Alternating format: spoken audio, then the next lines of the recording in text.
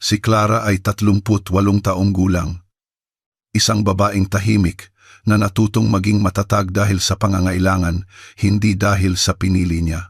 Ang kanyang mga mata ay tila marunong nang magsalita nang hindi man lang bumubuka ang kanyang mga labi. Kung titingnan mo siya mula sa malayo, iisipin mong payapa ang kanyang buhay.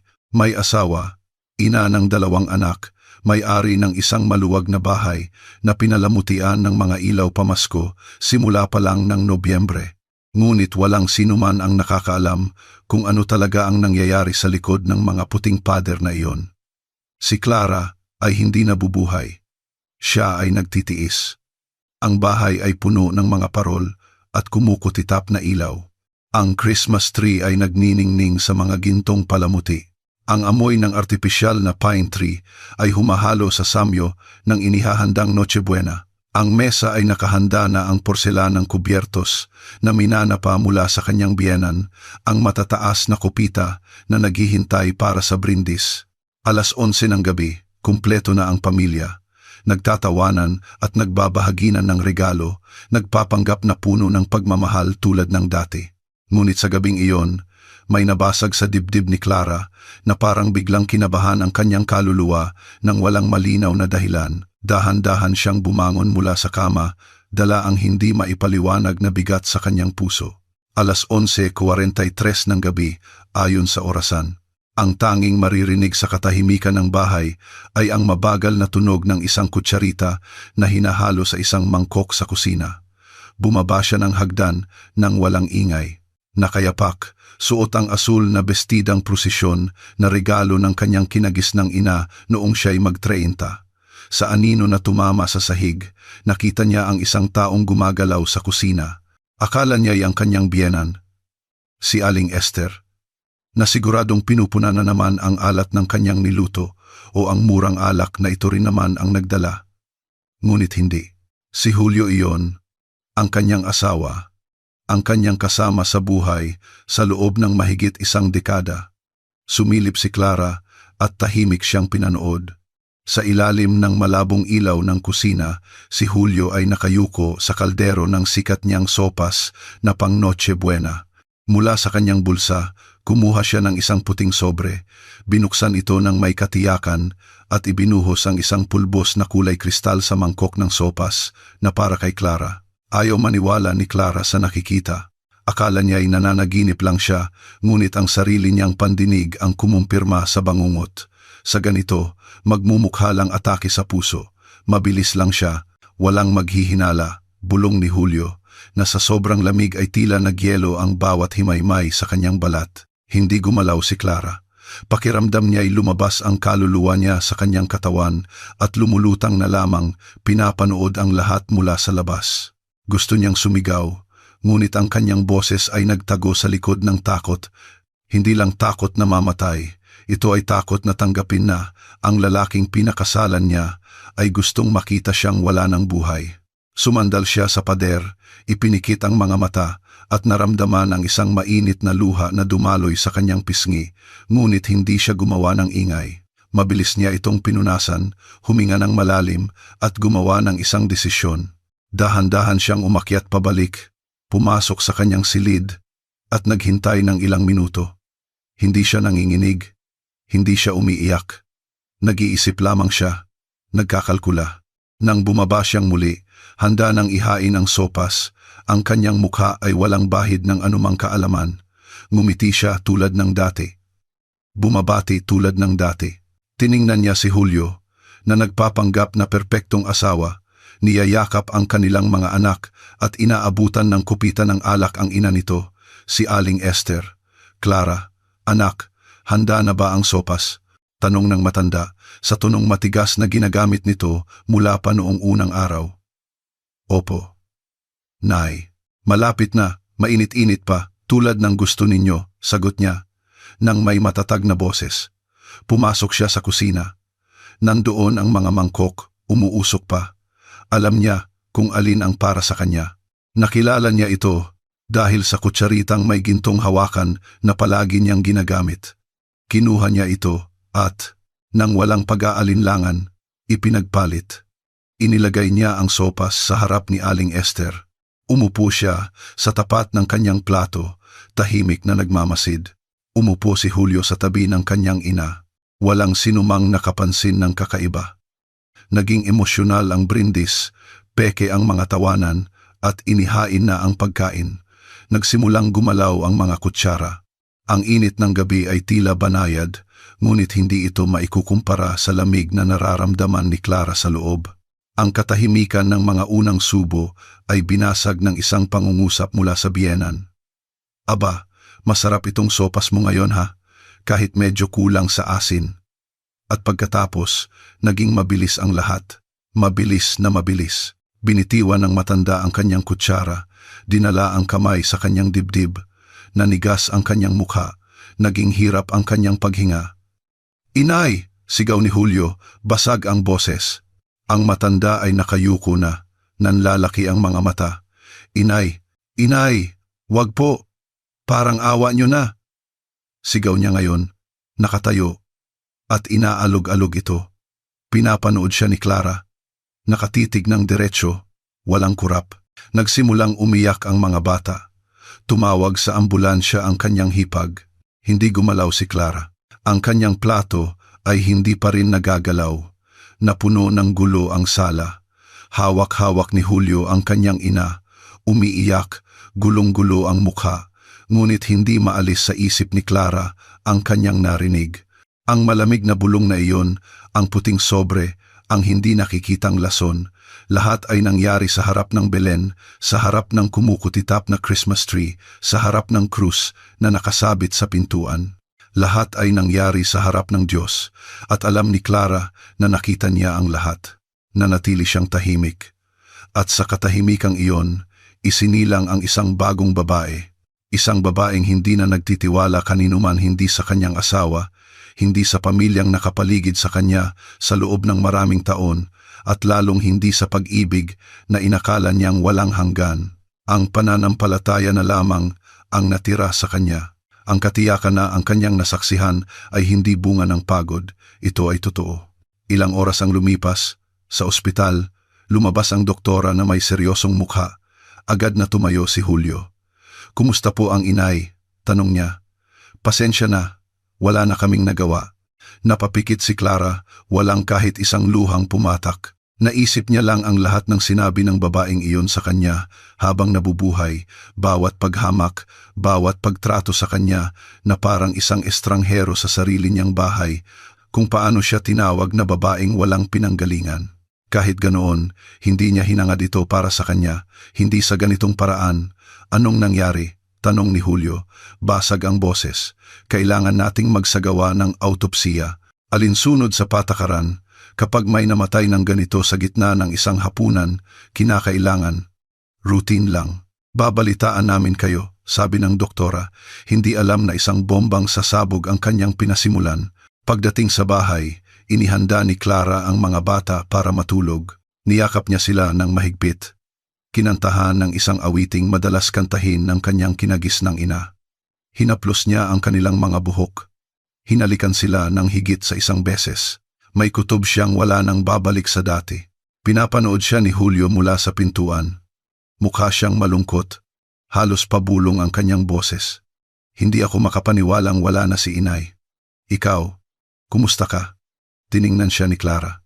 Isang mahaba, malalim, at walang emosyong tingin. Ayos lang ako. Pagod lang. Hindi ka kumain. Pagpupumilit niya. Wala akong gana. Sagot niya. Alam na sa gabing iyon ay inihain sa kanya ang pinakapait na hapunan ng kanyang buhay. Lumapit si Julio. Sinubukang hawakan ang kanyang kamay. Dahan-dahan itong inalis ni Clara. Sa kwarto ng mga bata ako matutulog ngayong gabi. Ayokong mag-isa sila, sabi niya nang may mahinahong boses. Tumangulang ito, hindi nakipagtalo. Alam ni Clara na may nagsisimulang bumagabag sa loob nito. Marahil ay nararamdaman niyang mas marami siyang nakita kaysa sa sinasabi niya, o marahil hindi. Ang tiyak ay wala na ang dating Clara, at habang natutulog ang mga bata, tahimik siyang nagdasal. Hindi siya humingi ng paghihiganti. Humingi siya ng linaw, ng liwanag, dahil alam niyang ang kanyang nasaksihan ay hindi maaaring manatiling nakabaon. Sa gabing iyon, sa harap ng Christmas tree na nakasindi pa rin, ang mga ilaw ay kumikislap na parang mga tahimik na saksi sa trahedya. Ginawa ni Clara ang pinakamahalagang desisyon sa kanyang buhay. Manahimik muna, maghintay, magmasid, at kapag dumating ang tamang panahon, igagawad niya ang hustisya sa sarili niyang paraan, sa harap ng mga tao at sa mata ng Diyos. Tila walang katapusan ang madaling araw. Ang mga ilaw ng Christmas tree ay kumikislap na parang isang lihim na kodigo na si Clara lang ang nakakaintindi. Mahimbing na natutulog ang kanyang mga anak, taglay ang kapayapaang hindi niya kailanman naranasan.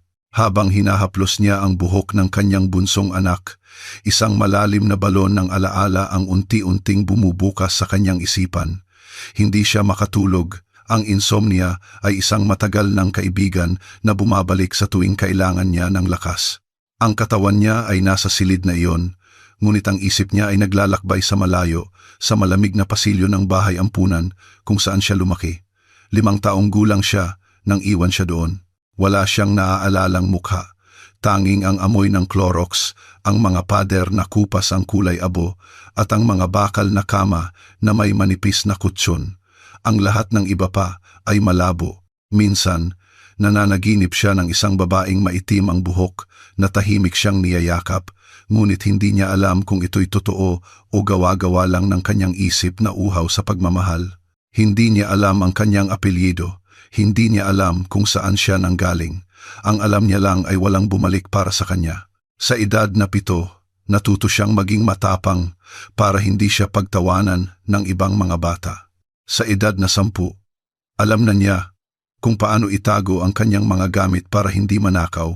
Sa edad na 12, naunawaan niyang may 2 uri ng matatanda, iyong mga nagbubulag-bulagan sa sakit ng iba at iyong mga direktang nagdudulot nito, at parehong marami sa lugar na iyon.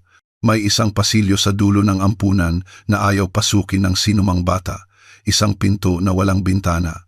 Alam ng mga bata na kapag tinawag ng isang tagapag-alaga ang pangalan mo at sinabing hinihintay ka ni Padre Reyes, mas mabuting magpanggap na may lagnat. 2 beses dumaan si Clara sa pintong iyon.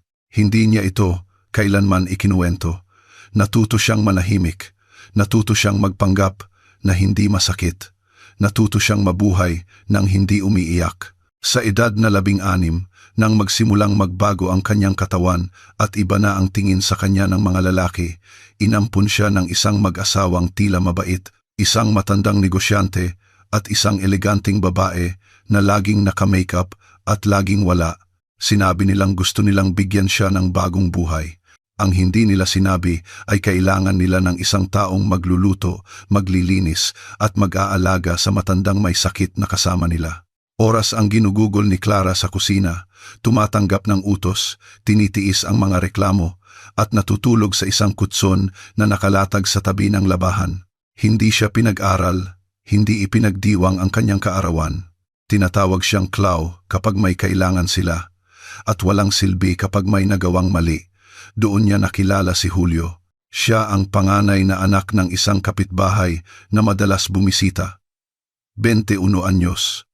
May ngiting nakakatunaw, at may paraan ng pagsasalita na nagparamdam sa kanya na nakikita siya sa unang pagkakataon. Guwapo, may tiwala sa sarili, maalaga.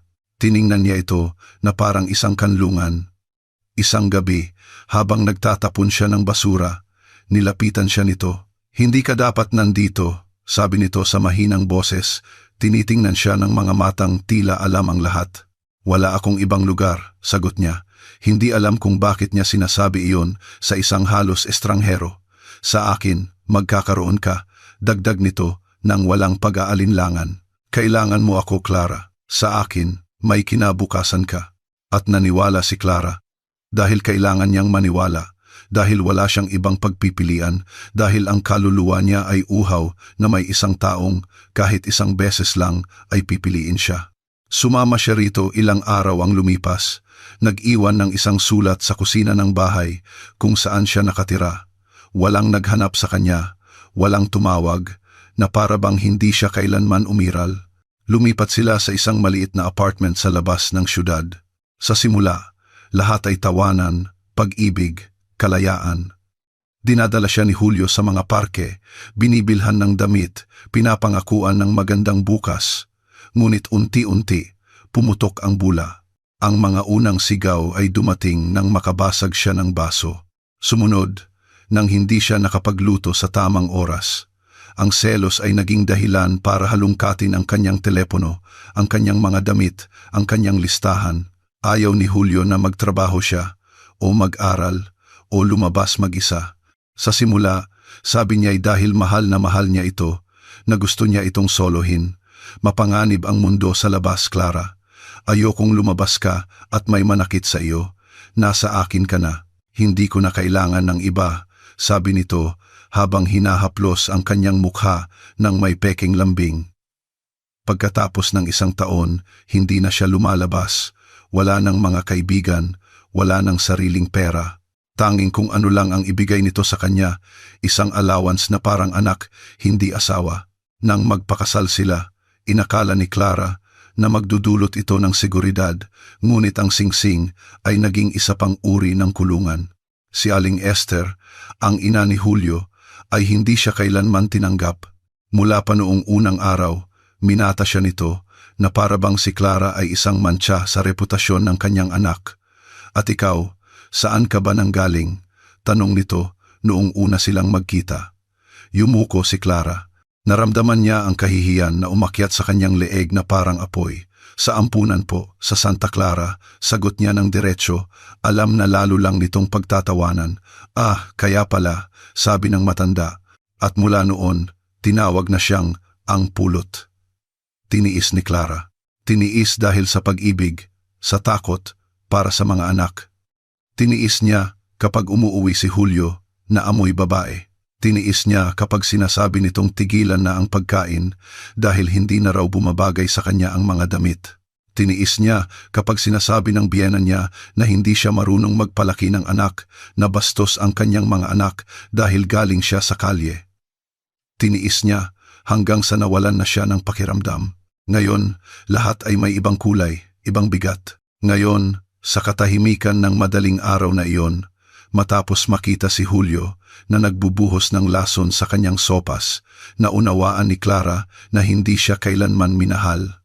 Pinili siya, oo, ngunit tulad ng pagpili sa isang taong walang mapupuntahan, pinili siya ni Julio dahil madali siyang kontrolin, sunod-sunuran, mag-isa isang babaeng walang kaibigan, walang pamilya, walang nakaraan, isang perpektong piyesa para sa isang mahabang plano. Naisip ni Clara kung ilang taon na kayang hinahabi ng lalaking ito ang sapot para unti-unti siyang sirain sa kusina.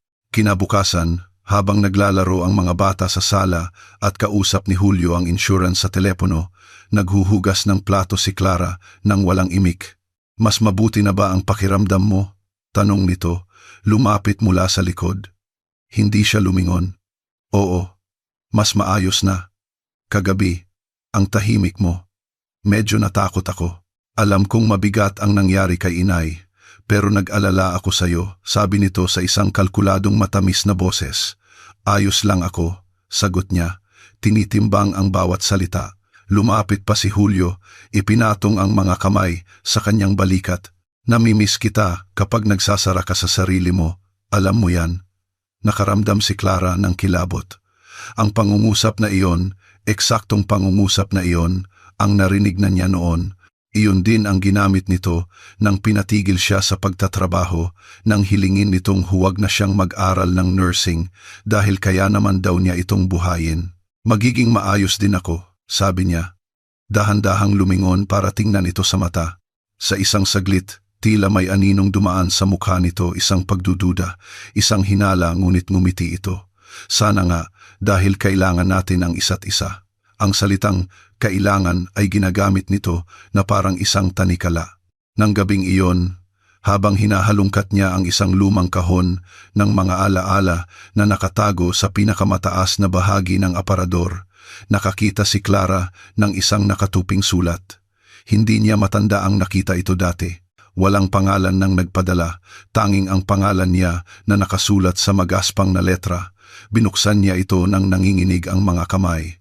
Sa loob, may ilang linya. Kung maaalala mo balang araw ang tunay mong pangalan, hanapin mo sa silid-aklatan ng ampunan. Doon nila itinago ang dapat ay sayo. Huwag mong hayaang burahin kanila. Walang petsa ang sulat, walang pirma, ngunit ang sulat kamay ay tila pamilyar sa kanya. Pakiramdam ni Clara ay gumagalaw ang sahig. Ang tunay niyang pangalan. Anong ibig sabihin noon? Sino ang sumulat nito? Gaano na ito katagal doon? Pumunta siya sa salamin. Tinitigan niya ang sarili. Inulit niya ang kanyang pangalan ng pabulong. Clara, Clara, Clara. At sa unang pagkakataon, ang salitang iyon ay parang walang laman, na parang hindi sa kanya. Itinago niya ang sulat sa ilalim ng unan. Ayaw niyang may makakita nito. Nang gabing iyon, napanaginipan niya ang saradong pinto ng ampunan. Napanaginipan niya ang silid-aklatan. Napanaginipan niya ang boses ng isang batang babae na tumatawag sa kanya mula sa kabilang panig. Pagkagising niya, alam niyang hindi na niya maaaring patuloy na ibaon ang nakaraan. Kailangan niyang bumalik sa lugar kung saan nagsimula ang lahat, kahit masakit, kahit may matuklasan siyang mga katotohanang ayaw niyang malaman. Ngunit bago iyon, kailangan niyang magpatuloy sa pagpapanggap. Mas madalas na siyang inoobserbahan ni Julio. Tinitingnan ang kanyang mga kilos. Tinitimplahan siya ng kape sa umaga, binibigyan ng pandesal na may palaman, mga bagay na matagal na nitong hindi ginagawa. Sinusubukan nitong buuin muli ang imahe ng isang perpektong asawa. Hindi mo ba gustong lumabas sandali? Dalhin ang mga bata sa parke? Pagod ako, sagot niya nang hindi tumitingin. Alam niyang pinapanood siya nito. Alam niyang naghihinala ito. Pero wala itong pruweba. Hindi pa. At habang nangyayari ang lahat, sa loob niya, ang batang babae na minsan siyang naging ay nagigising. Ang batang natutong magtago ng mga sugat na nakaligtas sa pag-abandona na hindi pa alam ang kanyang tunay na pangalan. Ang batang babaeng iyon ay nagbabalik at gutom siya sa katotohanan. Hindi na pareho ang mga hakbang ni Clara. May bagong ritmo sa kanyang paghinga na para bang isang bagay na natutulog sa loob niya ang nagising na may matinding pagkauhaw. Hindi galit ang nararamdaman niya. Ito ay isang bagay na mas matanda, mas malalim, isang halo ng hinala, likas na kutob, at isang katiyakang dumidikit sa kanyang balat. Napapaligiran siya ng mga kasinungalingan. Ang mga sumunod na araw pagkamatay ni Aling Esther ay isang maingat na isinadulang palabas ni Julio. Mga tawag sa insurance, mga pulong sa abogado, mga kalkuladong luha, mga yakap sa publiko. Ang nagluluksa ay perpektong ginagampanan ang kanyang papel. Tahimik siyang pinapanood ni Clara. Ngumingiti siya kung kinakailangan, tumatango sa mga pulong at pinananatiling nakayuko ang tingin. Nagpapanggap siyang tuliro sa pagluluksa, tulad ng inaasahan nito, ngunit sa loob-loob niya, ang kanyang isip ay walang tigil sa paghuhukay. Isang madaling araw, habang mahimbing na natutulog si Julio, bumangon si Clara nang walang ingay. Naglakad siya patungo sa opisina na ginawang pribadong santuwaryo ni Julio. Bihira siyang pumasok doon. Malinaw na sinabi sa kanya ni Julio mula sa simula, ito ang espasyo ko. Trabaho, papeles, mga importanteng dokumento. Ayokong pumasok kayo ng mga bata. Hindi dahil sa walang tiwala, kundi para sa kaayusan. Isang kasinungaling ang binalot sa kontrol. At sa loob ng maraming taon, iginalang niya iyon. Hanggang ngayon, maingat siyang naghalungkat sa mga folder sa mesa. Walang mahalaga, mga resibo, bank statements, mga legal na dokumento. Pumunta siya sa filing cabinet. Ang pangatlong drawer ay nakakandado.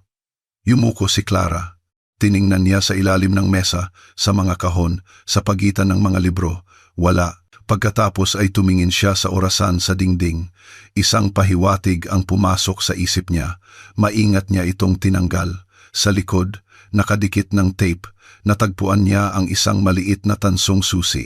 Kinuha niya ito nang hindi nanginginig at bumalik sa cabinet. Tumunog ang kandado. Sa loob, lahat ay perpektong nakaayos, mga folder na may label, mga selyadong sobre at isang itim na kahadeyero na may password. Binalewala muna niya ang kahon. Ang una niyang tiningnan ay isang folder na may markang pribado. Pagbukas niya, natagpuan niya ang isang kopya ng kanyang birth certificate. Ang kanyang pangalan, ang kanyang pirma, ngunit ang address ay hindi ang kasalukuyan o ang saampunan. Isang address na hindi niya matandaan at ang petsa ng pag-issue ay kamakailan lamang. Sa ilalim nito, isang life insurance form. Benepisyaryo, Julio. Halaga, 50 milyong piso. Petsa ng pagsisimula. 4 na linggo bago mamatay ang kanyang biyenan. Napalunok si Clara, naramdaman ang pagbilis ng kanyang pulso. Mayroon ding nakaprint na testamento na may pirma ni Aling Esther na binago. Nakasaad doon na sa pagkakataon ng kanyang pagpanaw, lahat ng minana niya mula sa yumaong asawa, mga ari-arian, stocks, pera sa bangko ay mapupunta sa kanyang kaisa-isang anak. Sa kanyang manugang, si Clara, iniiwan niya ang karangalan na naging bahagi ng kanilang pamilya. Kumukulo ang kanyang dugo. Maingat niyang isinara ang folder, inilagay ang lahat ng eksakto tulad ng kanyang natagpuan, itinago muli ang susi sa likod ng orasan at bumalik sa kanyang silid. Hindi siya nakatulog ng gabing iyon.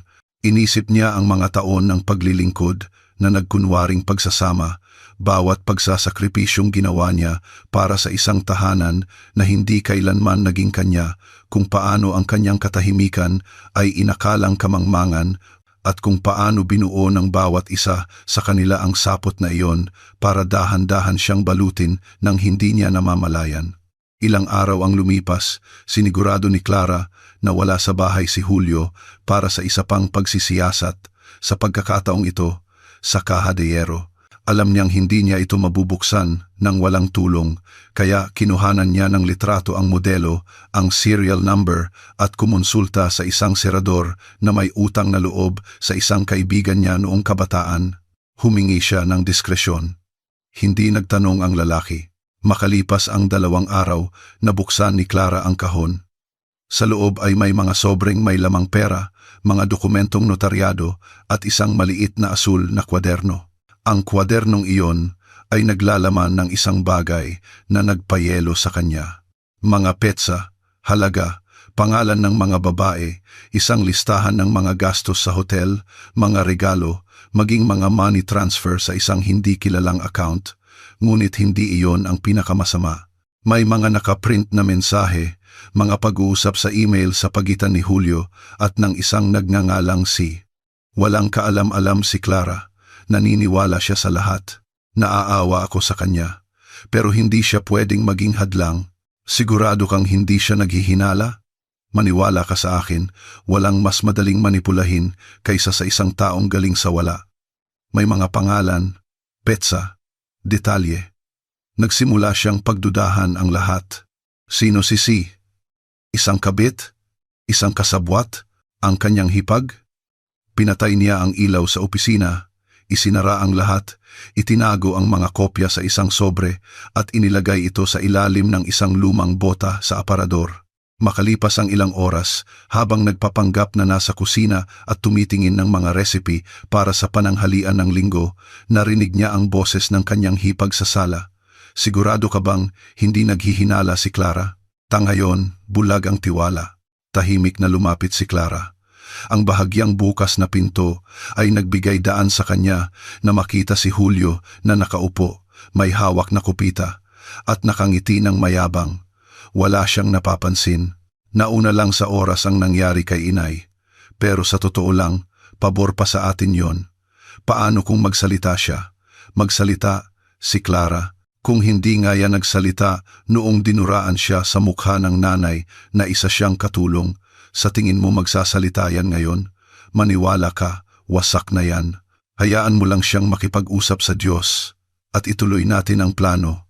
Naasikaso mo na ba ang bayad? Oo. Matatagalan ang insurance, pero may isa pang transfer na parating. Kailangan nating tapusin to ng mabilis. Maingat na lumayo si Clara, ang puso niya ay dumadagundong sa kanyang dibdib. Bumalik siya sa kusina, kinuha ang kutsilyong pambalat ng patatas at hinigpitan ang hawak. Tinitigan niya ito ng ilang segundo. Pagkatapos ay binitiwan. Hindi ganito.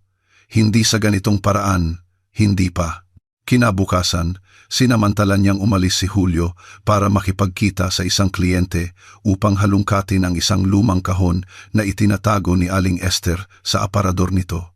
Sa loob, nakakita siya ng mga sulat, napakarami, ngunit sa gitna ng mga ito ay isang sobre na may pangalan ng kanyang kapatid. Lukot na ang sobre, may petsa mula 7 taon na ang nakalipas. Binuksan ito ni Clara. Mahal na Clara, sinubukan kitang hanapin. Hinanap kita sa lahat ng talaan. Sinabi nilang inampun ka ng isang mayamang pamilya. Gusto lang kitang makita. Nandito ako sa Maynila, nagtatrabaho sa isang bookstore. Kung may maaalala ka tungkol sa atin, hanapin mo ako. Hindi pa nabubuksan ang sulat. Hindi ito kailanman ibinigay sa kanya ni Aling Esther o binanggit man lang na mayroon nito. Nakaramdam ng kilabot si Clara. Ilang taon siyang naniwalang patay na ang kanyang kapatid. Naaalala niya ito sa mga pira-pirasong alaala, isang malabong mukha sa gitna ng hamog. Ngunit ngayon, alam niyang buhay ito at sinadya silang paghiwalayin. Mas malalim ang kasinungalingan kaysa sa kanyang inaakala. Maingat niyang itinago ang sulat, tiniklop ito sa 4 at isiniksik sa mga pahina ng isang Biblia na walang gumagamit.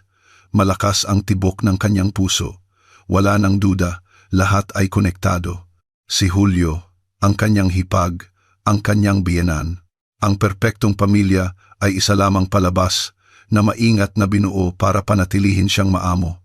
Hindi siya minahal, kinailangan siya bilang katulong, bilang taga-anak, bilang tropeo, bilang biktima. Nang gabing iyon, habang naghahapunan, tiningnan ni Clara si Julio ng may ibang mga mata. Hindi natakot, kundi diskarte. Alam niyang kailangan niyang maghintay. Alam niyang bawat maling hakbang ay maaaring maging mitsa ng kanyang kapahamakan, ngunit sa loob niya may bagong tumutubo. Hindi na siya ang sirang batang babae mula sa ampunan o ang sunod-sunurang asawa. Ngayon, siya ay isang babaeng nasa gitna ng digmaan. Naisip mo na ba yung sinabi ko tungkol sa bakasyon natin sa probinsya? Tanong nito habang hinihiwa ang karne. Anong bakasyon? Yung inalok ko sa'yo para makapag-relax ka. Pwede kayong pumunta ng mga bata sa bahay ni na Tito. Ilang araw na walang stress. Tiningnan siya ni Clara. Ngumiti siya ng malumanay. Sige, maganda yan. Tumango ito, kontento. Hindi nito pinaghihinalaan na alam na niya ang plano nito. Gusto siyang ilayo, ihiwalay, alisan ng kontrol, at marahil ay gawing huling biyahe ang biyaheng iyon. Ngunit sa pagkakataong ito, hindi niya iyon hahayaan. Isinulat niya ang lahat sa isang kwaderno. Mga petsa, pangalan, hinala, kopya ng mga dokumento. Inilagay niya ang lahat sa isang folder na may pamagat na kung may mangyari sa akin.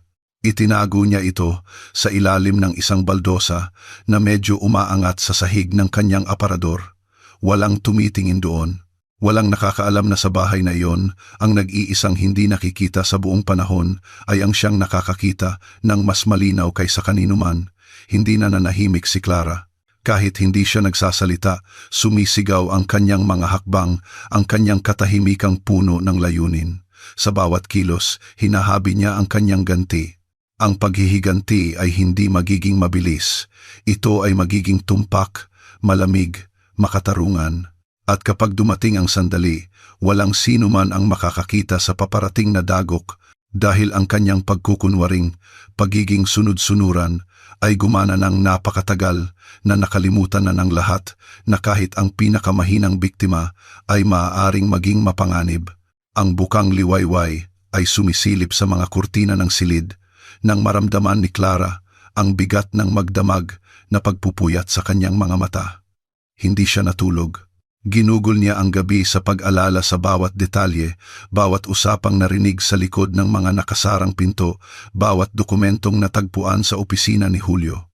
Ang katahimikan sa bahay ay tila mas siksik kaysa dati, na parabang ang mga pader ay nag-iingat ng mga lihim na malapit ng sumabog. Ang mga bata ay tulog pa, walang kamalay-malay sa bagyong paparating, at si Julio ay marahang humihilik sa kabilang silid. Nagpasya si Clarang bumangon. Dumating na ang araw na hahanapin siya ng katotohanan, kahit pa ayaw niya. Nagulat siya sa pagtunog ng telepono. Isang boses ng lalaki, Matatag ngunit may pag-iingat ang nagpakilala bilang si Dr. Ramos, ang mediko-legal na namamahala sa autopsiya ni Aling Esther. Nais daw siyang makausap ng personal.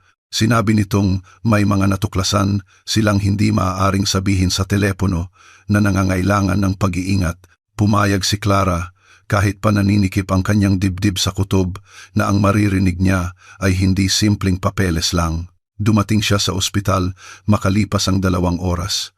May madilim na alampay na nakatakip sa kanyang mukha.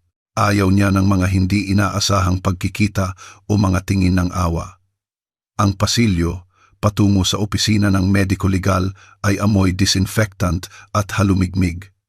Sinalubong siya ng doktor ng may seryosong mukha. Isang lalaking may edad na, puti na ang buhok at may pagod na mga mata. Salamat sa pagpunta, Ginang Clara. Maupo po kayo. Ginawa niya ito. Magkakaugnay ang mga kamay para itago ang panginginig. Tinawagan ko po kayo dahil sa resulta ng autopsiya ng inyong biyenan, may nakita kaming mga datos na tila kakaiba. Kakaiba? Tanong niya. Pinipilit na maging matatag ang boses. Opo, kita nyo, ang biyenan ninyo ay hindi namatay sa lason. Ang toxicological analysis ay nagpakita ng bakas ng kemikal sa kanyang katawan, oo, ngunit sa napakaliit na dami hindi sapat para magdulot ng sinapit niya sa hapunan. Ang tunay na sanhi ng kanyang pagkamatay ay isang malubhang tumor sa utak. Mayroon na lang siyang, marahil, ilang linggo sa buhay niya. Alam niyo po ba ito? Tinitigan siya ni Clara, nanlalaki ang mga mata. Nararamdaman ang pag-akyat ng dugo sa kanyang sentido. Hindi siya nakasagot kaagad. Umiling lang siya ng marahan. Hindi po, wala siyang sinabi sa akin. Ang kanyang boses ay mahina, parang isang sinulid. Kakaiba, ang ganitong uri ng sakit ay hindi basta-basta na itatago. Matinding pananakit ng ulo, pagkahilo, paglabo ng paningin. Dapat may nakapansin. Tinitigan siya ng doktor na parabang naghahanap ng siwang sa kanyang ekspresyon. Hindi umimik si Clara. Nanatili siyang hindi gumagalaw, sinusubukang iproseso ang kanyang narinig. Hindi lason ang pumatay kay Esther. Ang sumisira sa kanya ay nagmula sa loob, isang tahimik na sakit na unti-unting kumikitil sa kanya. At si Julio, sa kanyang pagmamadaling magmana, ay pinabilis lamang ang isang kapalaran na nakasulat na hindi niya maiwasang isipin kung gaano kabalintuna ang lahat. Ang lason ay hindi hustisya, ito ay tadhana, ngunit hindi pa tapos ang doktor. May isa pa kaming natuklasan na kailangan kong banggitin. Habang isinasagawa ang autopsiya, gumawa kami ng isang routine genetic analysis dahil may mga hindi pagkakatugma sa mga naunang medical records niya at ang resulta ay hindi inaasahan. Natagpuan namin na mayroon kayong pagkakatugmang biolohikal, nanigas si Clara. Bumuka ang kanyang mga labi, ngunit walang tunog na lumabas. Anong ibig niyong sabihin? Tanong niya sa wakas. Nanginginig ang boses. Inayos ng doktor ang kanyang salamin at nagsalita ng may pag-iingat. Ang ibig kong sabihin, ayon sa pagsusuri, si Ginang Esther ay hindi lang ninyo biyenan, siya ang tunay ninyong ina. Ang katahimikan ay naging nakabibingi. Nakaramdam si Clara ng matinding pagkahilo na sa isang saglit, inakala niyang hihimatayin siya. Ang kanyang puso ay kumakabog ng malakas at ang kanyang mga iniisip ay nagkagulo na parang isang ipo-ipo.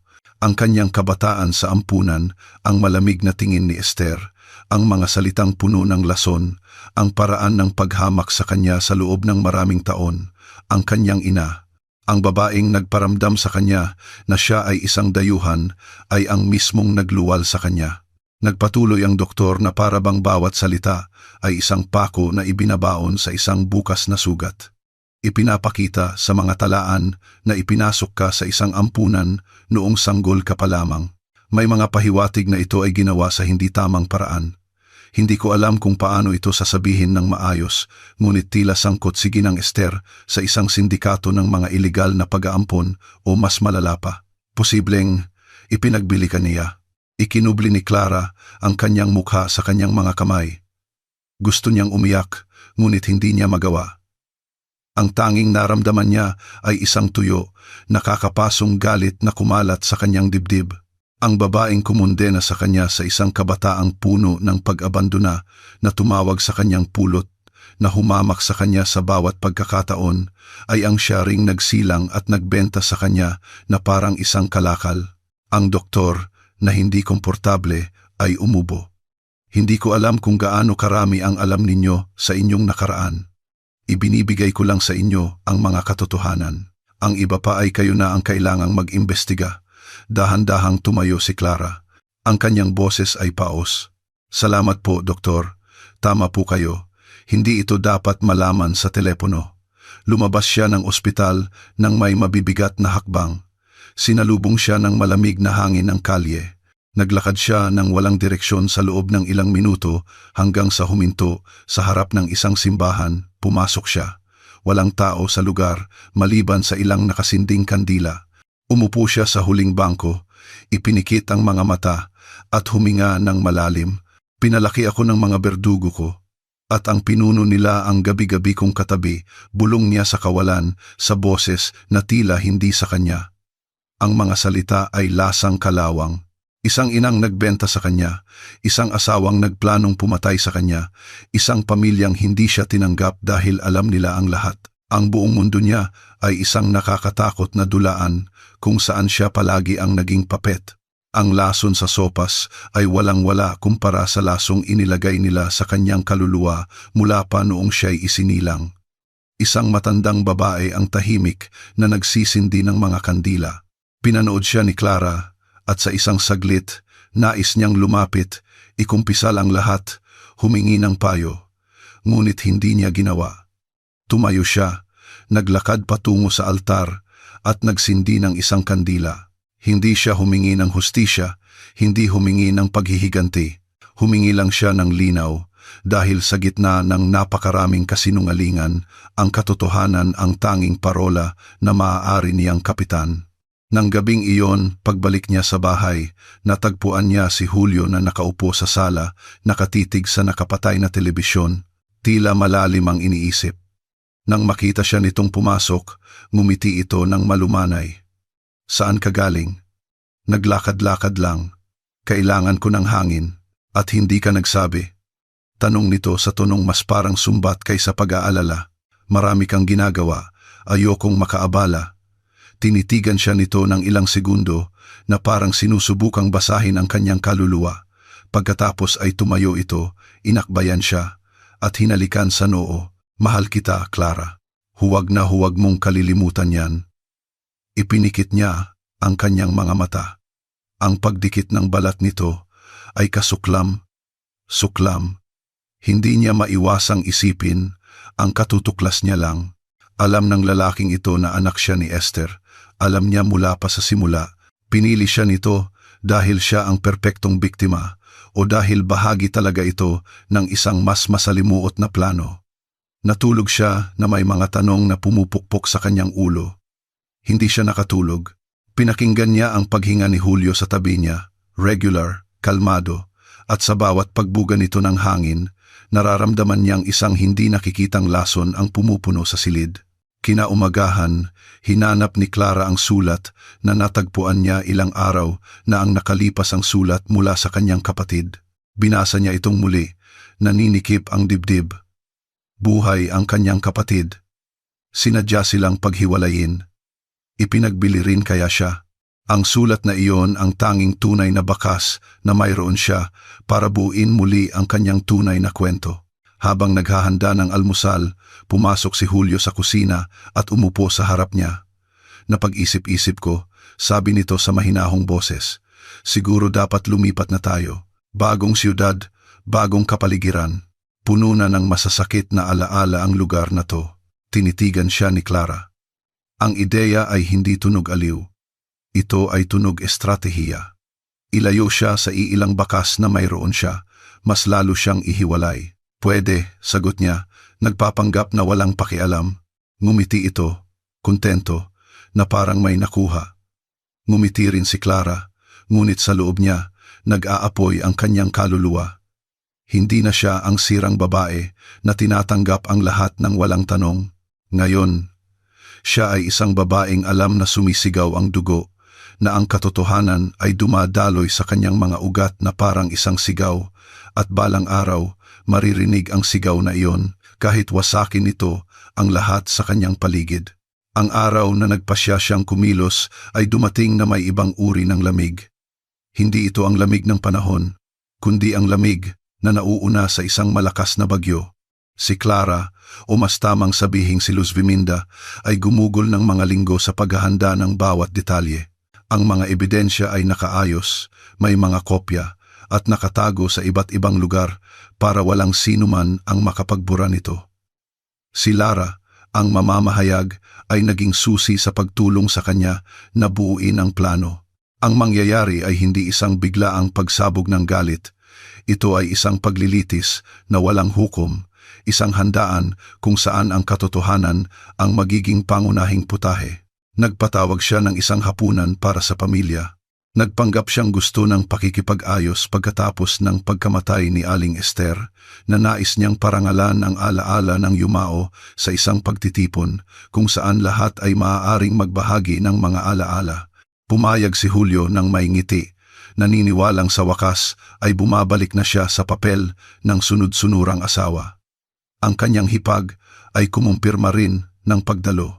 Ilang tiyuhin at pinsan din ang inimbitahan. Walang naghinala, walang nakaisip na ang mga pader na iyon, ang mismong nakasaksi sa napakaraming katahimikan, ay magiging saksi ngayon sa pagguho ng isang imperyo ng kasinungalingan. Naglagay si Clara ng maliliit na kamera sa mga sulok ng sala at ng kainan. Ginawa niya ito ng may matatag na mga kamay. Alam na ang video ang magiging tiyak na ebidensya na matatanggap ng media mamaya. Sinuri niya ang mga mikropono, sinubukan ang mga anggulo, at itinago ang mga aparato sa likod ng mga plorera at orasan. Walang makakapansin, ang mamamahayag ang nagpahiram sa kanya ng ilang kagamitan. Nang dumating ang mga bisita, napuno ang bahay ng mga boses, peking tawanan at tensyonadong yakapan. Naglalakad si Julio na parang isang hari sa kanyang trono, nag-aalok ng inumin, niyayakap ang kanyang kapatid, nagbibiro na tila siya'y isang marangal at mapagbigay na tao. Tahimik siyang pinapanood ni Clara, na parang nanonood ng isang aktor na gumaganap sa isang dula na hindi na niya kontrolado ang script. Nagsimula ang hapunan ng normal. Ang mga bata ay ipinadala sa bahay ng isang mapagkakatiwalaang kapitbahay. Ayaw ni Clara na masaksihan nila ang bagyong malapit ng magwala. Lahat ay kumakain, nag-uusap tungkol sa mga walang kwentang bagay, inaalala ang yumaong si Esther ng may matatamis na salita na hindi tugma sa lasong ipinakalat ng babaeng iyon noong nabubuhay pa. Naghahain si Clara ng pagkain ng may kalma, nagpapanggap sa dating kaamuan. Bigla, inilapag niya ang isang folder sa mesa. Ang tunog ng karton na tumama sa mantel ay pumutol sa usapan. Lahat ng mata ay napabaling sa kanya. Tumaas ang kilay ni Julio, naguguluhan. Gusto kong may pakinggan kayo at gusto kong tigilan na ninyo ang pagpapanggap. Ang hapunan na ito ay hindi para parangalan ang alaala ni Numan. Ito ay para tanggalin ang mga maskara. Bumagsak ang mabigat na katahimikan. Kinakabahang tumawa ang kanyang hipag. Ano na namang nangyayari sa iyo, Clara? Binuksan niya ang folder at kumuha ng ilang papel. Ipinakalat niya ito sa mesa sa harap ng lahat. Heto ang mga kopya ng binagong testamento ni Aling Esther. Pinapatunayan ng dokumentong ito na minanipula ni Julio ang mana para makuha ang lahat. At heto ang life insurance policy na kinuha niya sa pangalan ko ilang linggo bago siya mamatay. Galit na tumayo si Julio mula sa upuan. Kalokohan to, itigil mo na yang mga imbento mo.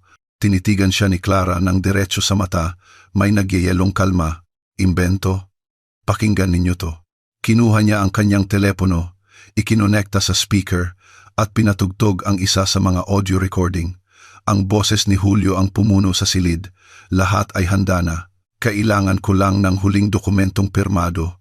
Wala siyang hinala. Hinding-hindi magiging problema si Clara. Nagkatinginan ang mga naroroon, hindi makapaniwala. Namutla ang kanyang hipag. Nagpatuloy si Clara. At marami pa. Mga pag-uusap ninyo ng kapatid mo kung saan pinagtatawanan ninyo ako, pinaplano kung paano ako aalisin, kung paano gagawing atake sa puso ang pagkamatay ko. Sinubukang tumayo ng hipag, ngunit hinampas ni Clara ang mesa gamit ang kanyang palad. Umupo ka, kasama ka rin dito. Nagbulungan ang mga tiyuhin at pinsan, nalilito, hindi makapaniwala. Pinagpapawisan si Julio, nawala ang ngiti. Napalitan ng isang mukha ng galit na hindi makontrol. Gusto mong magmukhang atake sa puso? Sige, gawin nating magmukha itong kung ano talaga isang bigong pagpatay. Ang bulungan ay naging isang magulong ingay. Sinubukang lapitan ni Julio si Clara, ngunit umatras siya. Sa sandaling iyon, narinig ang mga sirena sa labas. Pinalibutan ng ilang patrol car ang bahay. Pumasok ang mga pulis sa pangunahing pinto. Ibinigay ni Lara ang mamamahayag, ang lahat ng ebidensya ilang oras bago pa man at lihim na inihanda ng mga autoridad ang operasyon. Sinubukang tumakbo ni Julio patungo sa likurang pinto, ngunit pinigilan siya ng 2 pulis at idinapa sa sahig. Bitag to, baliw siya, wala kayong ebidensya. Sigaw niya habang pinoposasan. Tiningnan siya ni Clara ng may tuyong mga mata. Wala siyang sinabi, hindi na kailangan. Ang mga ebidensya na ang nagsalita. Bigla, isang boses ng babae ang umalingaw-ngaw mula sa entrada. Meron, may mga ebidensya at ang ilan doon ay ako mismo ang nakakuha. Lumingon ang lahat sa pinto. Isang babaeng nasa katanghaliang gulang, may maitim na buhok na nakapusod at may matatag na tingin ang pumasok kasama ng isang opisyal. Kumabog ang puso ni Clara. Ang babaeng iyon ay may kaparehong mga mata, kaparehong hugis ng baba. Kapatid, bulong niya, hindi makapaniwala. Tumango ang babae, may pigil na mga luha. Luz Viminda, ako to, si Loida. Hindi ako namatay. Nagtatrabaho ako sa loob ng maraming taon bilang undercover agent sa mga sindikato ng human trafficking. Kailangan kong gawin yon ng tahimik, ng walang iniiwang bakas. At habang ginagawa ko yon, hinahanap kita. Itinakip ni Clara ang kanyang bibig gamit ang mga kamay. Ang katotohanan ay lumabas na may lakas na imposibleng pigilan. Ang kanyang nawawalang kapatid ay hindi lang buhay, kundi naging isang mahalagang susi sa pagbubunyag ng sindikatong gumamit sa kanila mula pa noong bata sila. Lumapit ang babae, hinawakan ang mga kamay ni Clara, at nagsalita ng may katiyakan. Ako ang nag-iwan ng sulat sa bahay mo. Hindi ako pwedeng lumantad hanggat hindi ako sigurado na handa ka na. Ngayon, handa ka na. Sabay nating tatapusin to. Gulat na gulat ang pamilya. May mga umiiyak, may sumisigaw. Ang hipag ay ineskortan ng mga pulis. Akusado bilang kasabwat. Si Julio, na nasa sahig, ay minumura ang lahat. Hindi umiyak si Clara. Hindi sumigaw. Pinanood niya lang ang pagbagsak ng mga maskara, isa-isa. Sa loob niya, ang kalma ay kakaiba, halos banyaga, wala nang lugar para sa takot. Nang umalis ang mga pulis kasama ang mga detenido, lumapit si Lara at bumulong, binago mo ang iyong kapalaran at ang kapalaran ng marami pang iba. Hindi pa ito tapos, pero ang unang hakbang ay nagawa na. Tumango si Clara. Ang sirang babae ay wala na. Si Luz Viminda ay nakatayo, gising ang kaluluwa. Ang sala ay naiwang walang tao, may mga platong hindi nagalaw sa mesa. Ang hapunan ay naging isang handaan ng mga basag na maskara, isang altar kung saan nilamon ng katotohanan ang kasinungalingan. Tiningnan ni Clara ang lugar sa huling pagkakataon. Walang sakit, walang pagsisisi. Tanging ang katiyakan na ang hustisya na ipinagkait sa kanya sa buong buhay niya ay sa wakas nagsimula ng isulat gamit ang kanyang pangalan. Ang mga sumunod na linggo ay naging isang ipo-ipo ng mga paglilitis, deklarasyon, mga headline sa dyaryo at mga kamera sa kanyang mukha. Humarap si Julio sa korte na may mga ebidensyang napakatibay na kahit ang pinakamagagaling niyang abogado ay hindi kayang baluktutin ang tadhana. Ang kanyang hipag ay naharap din sa mga kaso, at ilang pinsan na pumirma sa mga pekeng dokumento ay kinailangang tumestigo.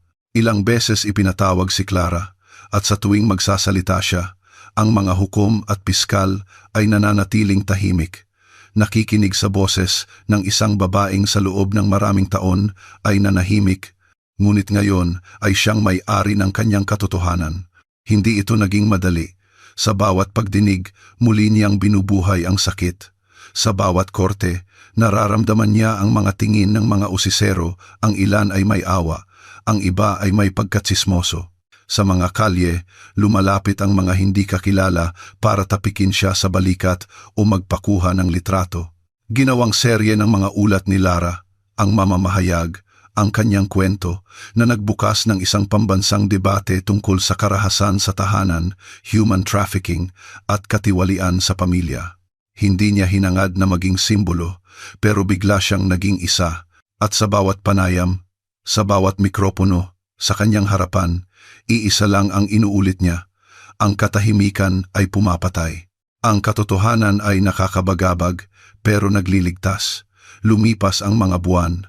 Ang bahay kung saan siya nanirahan ng napakatagal ay naging isang lugar na imposible ng tirhan. Mas mabigat pa sa mga pader ang mga alaala.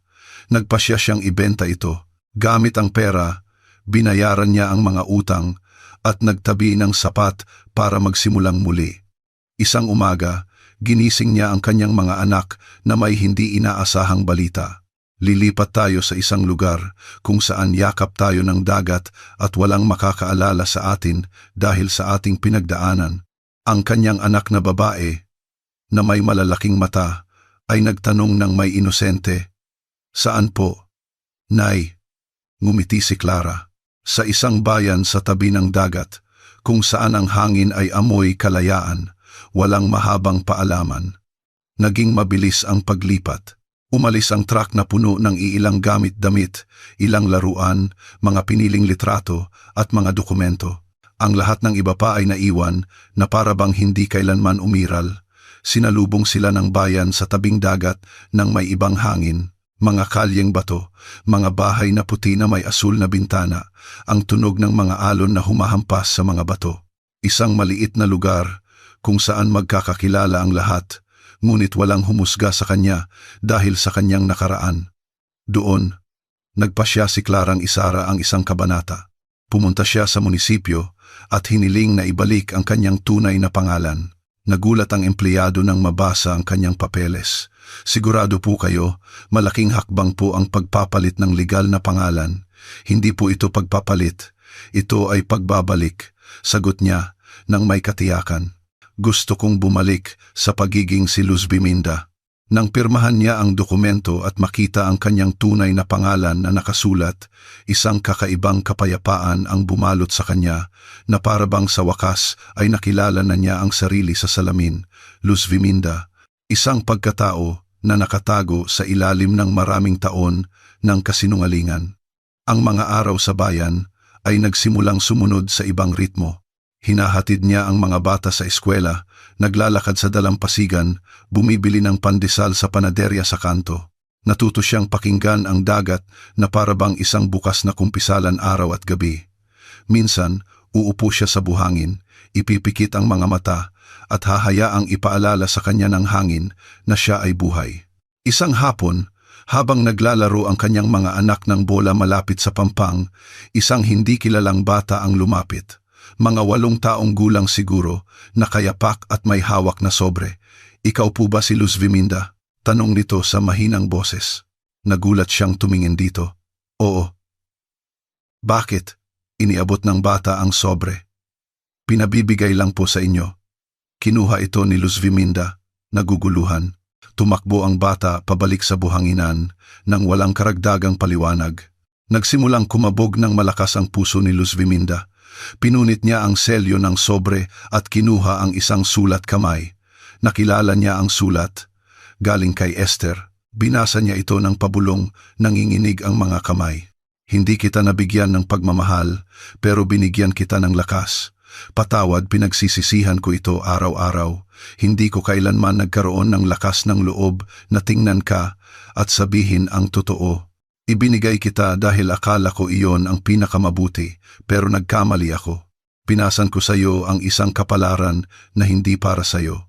Sana balang araw, mahanap mo sa sarili mo ang hindi ko kailanman na ibigay sa iyo. Patawarin mo ako Kung kaya mo, lagi akong sasayo, kahit hindi mo ako banggitin. Sa loob ng sobre, kasama ng sulat, ay isang maliit na kwintas na pilak. Nakasabit dito ang isang maliit na palawit na may nakaukit na pangalan, Luz Biminda. Nagsimulang dumaloy ang mga luha sa kanyang mga pisngi. Hindi pagpapatawad ang kanyang naramdaman, isang halo ng ginhawa at galit. Hindi niya kayang burahin ang ginawa sa kanya ni Esther o ibalik ang mga taon ng pag-abandona, ngunit hindi rin niya maikakaila na ang mga salitang iyon, huli na at simple, ay may bigat ng katapatan. Umupo siya sa buhangin, hawak ng mahigpit ang kwintas. Tumakbo ang kanyang mga anak palapit sa kanya. Ano yan, Nay? Tiningnan niya sila ng may mahinahong ngiti. Ito ang pangalan ko at ang bago nating buhay. Hinaplos ng kanyang anak na babae ang kwintas at sinabing, ang ganda. Isinabit ito ni Luz Biminda sa kanyang leeg at tumingin sa abot tanaw. Sa unang pagkakataon sa kanyang buhay, hindi siya natakot mag-isa.